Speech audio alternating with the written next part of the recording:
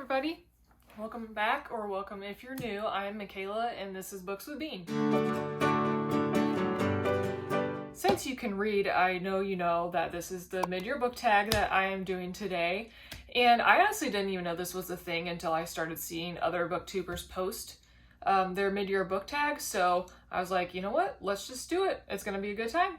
And for this video, we're bringing it down to the floor. I don't have any makeup on. It's fine. You know, I went back and forth about putting on makeup, but I'm like, you know what? I just want to make content. I don't want to get all dressed up and do my makeup and yada, yada, yada. So guess what? I'm not going to, and I ain't going to apologize for it. So that's that little tangent, but whatever. So this mid-year book tag contains about 14 questions that each person that does the tag. Okay, so first question is, what is the best book you've read so far this year? I have read so many good books over the last 6 months. I have read about 56 books. And although I am like kind of a not too critical rater, I have a bunch of 5-star books and a bunch of books that I really, really love. It was really hard to pick one, so I picked 2 because I really couldn't decide between the 2. And that is House in the Cerulean Sea and Under the Whispering Door by T.J. Klune. I feel like I'm always going back to these no matter what, as far as just thinking about them more often and comparing other books. They're just really wholesome and fun. They have some great found family trope, as I've said before, I think on a couple of my other 2 videos at least once, just because I love them so much, so they've been talked about quite a bit. I would have a physical copy in my hand. I only have Under the Whispering Door right now, but I lent it to my mom to read, so hey mom, if you could read that, that would be great, so I can have it back. Question 2 for the mid-year book tag is best sequel you've read so far this year, and hands down is Painted Devils by Margaret Owen. I actually got this as an ARC and read it on my Kindle, and I love it so much. This is the sequel to Little Thieves, which I read, I don't even remember when I read it. It was a few months ago, but I loved it. It was such a great story. I just loved the characters so much, so whenever this came out as a potential to get an ARC of, I jumped on it so fast. So this is about Vanya, and it's hard to really say too much about it since it is a sequel. It has all of the characters that you love in the first book: Vanya, Emmerich, Rain. And I just got this special edition not that long ago, and I was gonna do an unboxing video, but I don't know if I'll ever be able to do one of those, just because I am so excited to open up packages of new books that I don't think I can wait. Like, I'm always telling myself I'm gonna make an unboxing video, but then I just rip right into it and just like squeal with joy. So I don't know if that's ever gonna happen, but so this is the special edition, and they really got these cool sprayed edges. And then I really love the hardcover of these. So we got Vanya and Emmerich, and then a couple characters from the book on the back, as well as the spine. And I really just loved this. I just loved the whole series. And Painted Devils, I think, was honestly even better than Little Thieves. I know it's really, really hard to do and, you know, a big thing to throw out there, but I really think it was so much better. The plot and the subplots, the different relationships you have going on in Painted Devils was just unbelievable, and I loved every second of it. So I can't recommend it enough if you've already read Little Thieves, and if you haven't, what are you even doing? Read Little Thieves and then read Painted Devils. You won't regret it, okay? Go ahead and do that. Question 3 for this challenge is new releases you haven't read yet but want a new release you haven't read yet but want to. This was really hard for me to kind of figure out which book to pick. I feel like I have a million-mile long list on my TBR, and not necessarily all of them are like recent releases. Most of them are like books that have been published already and have been for at least a little while before I got into the booktube and the Bookstagram and whatnot. But so I just went with what I got in the mail recently that I'm pretty intrigued with. I did show it on my last video as it is a special edition that I just got recently, but that is Witch King by Martha Wells. I really don't know too much about it, except I read like the first page of this book, and it was interesting. I wasn't really sure what was going on, obviously, since it's the first page, but it begins with like the main character like waking up into consciousness and trying to figure out what's going on. So I thought that was really interesting to kind of like lead off with. But I know Martha Wells has different series. The only one I really know about is like All Systems Red, like that series, Murderbot series I think is what it's called. So I'm interested to see what this is all about, and I'm really glad I have a really beautiful copy to read it from. So I don't know when I'll get around to it, but hopefully sometime soon, just to kind of mix things up. All right, question 4 is, what is the most anticipated release for the second half of the year? The only one that came to mind for me, like right off the top of my head, is Iron Flame, which is the sequel to Fourth Wing, which if you haven't heard about that, you must be living under a rock, because it is everywhere. It is on Bookstagram everywhere, it's on BookTube everywhere. So that is the sequel coming out for that. I really, really liked Fourth Wing, which I would also have a copy of here, but I lent it to my mom. Mom, please read it. It's very popular. The hype is real. You need to read it if you haven't. Pretty much everyone I've seen that has read it has really, really loved it. So the next book comes out in November, and you already know that's pre-ordered. You already know I'm gonna read it as soon as I get it. So I can't wait to read that whenever it comes out, because there's questions and I need answers and I need to know what happens next. Okay, question 5 is the biggest disappointment so far. I really didn't have a lot of books. I had a couple. I had a couple books that I was just like, I think I overhyped for myself, and then whenever I read them, they weren't, they just didn't live up to it. And that could be for a variety of reasons. I'm not really sure why, but those 2 books are Jade City and then The Beautiful. Jade City is by Fonda Lee. It's kind of like this, it is like a mafia family in this made up city. Basically they have what they call Jade, and if you are part of these families, you are able to use the Jade for to power different kind of powers for yourself. I the whole concept of it was really, really interesting and cool. Not that I hated the book, but I think I just built it up so much in my mind that whenever I was reading it, I was just it's okay, it's fine.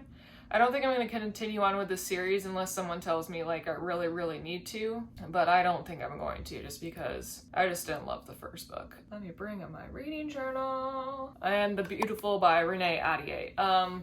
I just knew it had vampires. It was historical fiction in the 1800s.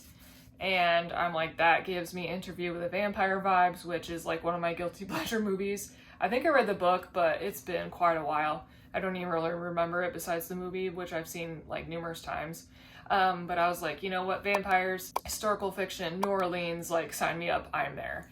And I don't know if it was just because of the different books I was reading around that, but I'd never found myself dying to come back to it. It was just, I don't know, like I said, it was kind of a letdown, so I don't think I'm gonna continue on with that series either. I think I gave it a 3.5 stars, which is low for me, because I'm if I love it, I'm boom, 5 stars, 5 stars. Question 6 is biggest surprise. I have to say this one goes out to Wayward by Amelia Hart. I had hopes for this book. I knew I was probably gonna like it just based on what I had heard about it, but I guess I just didn't expect it to like it as much. It was probably one of the 6-star reviews of the year so far, definitely. So this has 3 points of view and 3 different timelines, all by women in the same family, which use natural magic. Not really necessarily witches, but they just have a connection to nature and kind of harness that. So if you have any trigger warnings, definitely look this up. If you have any, just to be on the safe side, girl power all the way. I was woo!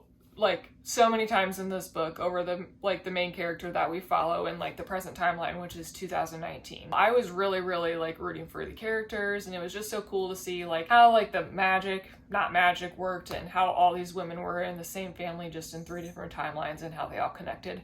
So while I was excited to read this because I figured I was gonna like it, I just liked it way more than I thought I would. So I was boom, have to get a physical copy. So I got that one here from Pango. And if you haven't read it, I definitely suggest looking it up. It's really, really good. All right, question 7 is favorite new author. I think just based on my favorites of House in the Cerulean Sea and Under the Whispering Door, I'm gonna have to go TJ Klune. I just obviously discovered him this year after reading those books via audiobook, and then I'm listening to In the Lives of Puppets right now via audiobook, and I just love everything about the books I've read from him so far. So I'm gonna have to go with TJ Klune for favorite author so far this year. I'm sure there's different ones that I will read. Question 8 is newest fictional crush. I'm gonna have to say Rain from The Serpent and the Wings of Night, and the sequel, which is Ashes and the Star-Cursed King. I hope that's right. I think I got it. Also read those on Kindle Unlimited, so I don't have a physical copy, but it'll be over here somewhere probably. yeah, he's just like wholesome vampire. He's got wings, he's got powers, he's got a good heart. What else is there to say? And then Rowan came from the fine print. Like, he's rich, he's kind of broken. I can't get enough. He's everyone that's just like nice and gives a female main character choices and has a really good heart. I'm there for. All right, question 10 is a book that made you cry. I'm not gonna lie, I cry really, really easily, like stupid easily. Like if it's a bittersweet moment, crying. Sad moment, obviously crying. Heartwarming moment, crying. Like just frustrated, crying.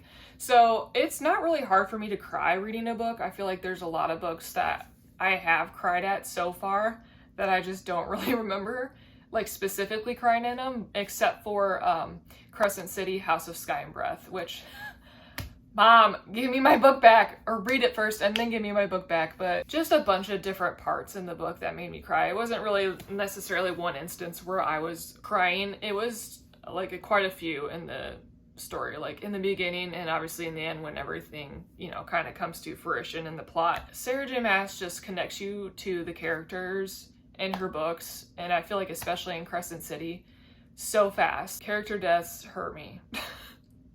Like right in here, and right from the get-go I was like crying because of a character death, and then another one, and you know, your girl just sobs. I had a good sob and I was really sad. But you know what? It is what it is. They're really great books. Definitely check out House of Sky and Breath if you have House of Sky and Breath. That's the one I'm reading now. God dang it. Did I read Sky and Breath? Oh my god. What even is it called? House of Earth and Blood? Blood and Earth? House of Earth and Blood, I think. Why am I blanking so hard right now? But read that one. It's the first one. Obviously read it in chronological order, so read that one first. All right, book 11 is a book that made you happy, and I'd have to say that's The Fine Print by Lauren Asher. You know, just a like fun romance, billionaire romance that had one of my favorite male characters in there. You know, it's just a feel-good story. Like, you know, they're gonna fall in love. You know, you're gonna probably get a happy ending, whether at the very, very end or like in the middle. Did that make sense? No, it didn't. Romances, for the most part, at least for me, like I obviously want them to end up together. How that happens, like that's the whole point of the book, so we'll see. But I just like couldn't put it down. There was always something that was happening that kept me wanting to read, you know, further and further. It wasn't just like them ending up together. It was just like all the little moments in between that ended up making the book so happy. So I was just like smiling and just like in the swoon-worthiness of the characters and all the little instances between them throughout the book. So I would say that made me the most happy, just like reading a book that, you know, they end up together and you know it's going to be beautiful, and it was. So it was great. Question 12 is most beautiful book that you've acquired this year. And I feel like I've already shown this in another video, but I'm going to show it again because I love it. And that is Divine Rivals by Rebecca Ross. That I couldn't remember her name. So I did actually end up reading this recently, and this was a contender for like the best book of the year. It's as beautiful outside as it is inside. Like you got the sprayed edges, you got the front, and the end pages are just to die for with a foiling, and then the naked book is just gorgeous as well. I would probably say that's probably the top one. I feel like I have a lot of really pretty special editions that I've acquired over the last few months, but I would say this is probably the most beautiful to me. But definitely read this if you haven't, because it's amazing. Question 13 is, what books do you need to read before the end of the year? So many. I have only read like 2 or 3 books in the Throne of Glass series, and I think there's like 7, 8, something like that. Basically, I want to buy the whole hardcover set and read them along with the Nerdy Ink dust, or like the special custom dust jackets. That's what those are. I'll throw a picture up here if I can find one, which I should be able to find easily, but I just want to like buy them and read them like that, just because I want to have them and just like boom, boom, boom, boom, boom, hit them as I go. I have to read Air of Fire, which I know is kind of whenever like things start really getting good. So I'm really, really excited to read those. I've been going back and forth about whether to just borrow them from the library or wait till I can scrounge up some money and buy the hardcover box set and then get the Nerdy Ink dust jackets that are just like chef's gifts. So beautiful. I need them on my shelves immediately. But I definitely need to read those. And then I know like the one off the top of my head is the Bridgerton series. I've seen the Netflix show. So freaking good. And I feel like, you know, books are always better than the show or the movie, so I have to read those. And I actually got the Illumicrate box set that has all the covers, and I'll throw up a picture somewhere over here to show you, but oh, so pretty. I like need to have them immediately, but they're not going to be here till like the end of the year, so I don't know if I'll read those like along the way or just wait to get those. I'll probably just wait to get those, to be honest. But I mean, there's so many, but Throne of Glass is definitely top one, because I feel like every time I go on Bookstagram or BookTube, they are talking about the series and I don't want to spoil anything for myself, so I'm just like la la la la la. But I feel I need to get on the train. Basically, I need to get on the train of reading these books so I can know what's going on and like fangirl with other people that have read them. So definitely Throne of Glass for sure. But I mean, like I said, my TBR list is like a million miles long. Love that for me. All right, last question of this book tag is creators that you've been loving lately, and I mentioned them I think in my introduction video, but they've pretty much stayed the same. I really love Olivia Reads a Latte and Destiny Sidwell and Larry from Larry Reads, Larissa. Like, guys, they're so great. I love them. They're so funny. They have just like the best content. It's just amazing. So definitely check them out if you haven't. They're pretty big. They'll be really easy to find for you. I'm looking for other ones as I like go along, but I definitely am drawn towards their videos just because I know they're gonna give me the good feeling. So yeah. So that is the conclusion of the mid-year book tag. All the questions, I did it. I feel like I can only do these videos where I answer questions, but that's all I got time for right now because life. But I'm really wanting to do a different couple of videos I've seen before. It's just a matter of doing it, honestly, finding the time to do it. Gotta love that 40-hour work week life along with everything else you have to do, but I'm going to do it because I really got to get through some books. I'm probably either going to do a 12 or 24-hour readathon or switching my screen time from reading time. Probably that, just because it's obviously shorter.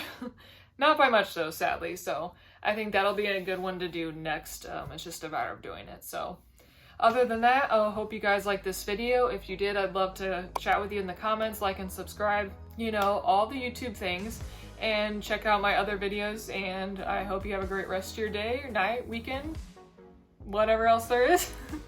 But have a great rest of your day. Bye. Also, I need to know, I flip all my videos because of my eyes, so I like flip it to how I see myself in the mirror, which just makes sense to me. But then all the book titles are obviously flipped. So I don't need to know if that bothers people or not. It bothers me a little bit, but I need to know if it bothers anybody else. Let me know in the comments below if that bothers you or not, or if that's something you don't really think about. I don't know what I'm gonna do if you guys are like, you suck, like, don't do that because I can't read the title, but I don't know. I just wanted to ask because I can't really do it anymore because I can, like, obviously they're flipped, so that bothers me. But yeah, I just want to know, so let me know in the comments below if that's something that bothers you or if that's something you can look past. Okay, thanks. Bye.